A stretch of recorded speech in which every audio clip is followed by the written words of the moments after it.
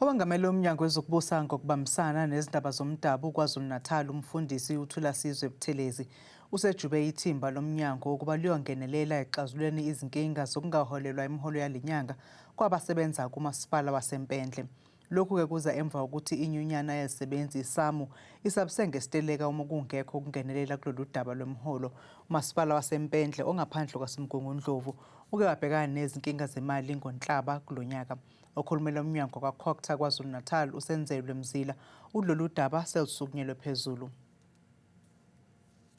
Ungqongqoshe uthumele ithimba kuwona lo masipala. Leli thimba lizobambisana nomasipala ukuzama ukuthola izisombululo kulolu daba lolu, njengoba ngokomnyango wazi ukuthi isebenzi asikhokheliwe enhlobo kulo masipala. Lokhu yinto ungqongqoshe akholwa ukuthi into ebengamele enhlobo yenzeke, futhi ungqongqoshe usekuvezile ukuthi uzokwenza konke okusemandleni ukuqinisekisa ukuthi lolu daba lolu luyalungiswa ngokukhulu ukushesha. Seke sabakhona isigameko ngaphambilini kuMeyi kulo nyaka lapho lo masipala uhluleke khona ukukhokhela isebenzi.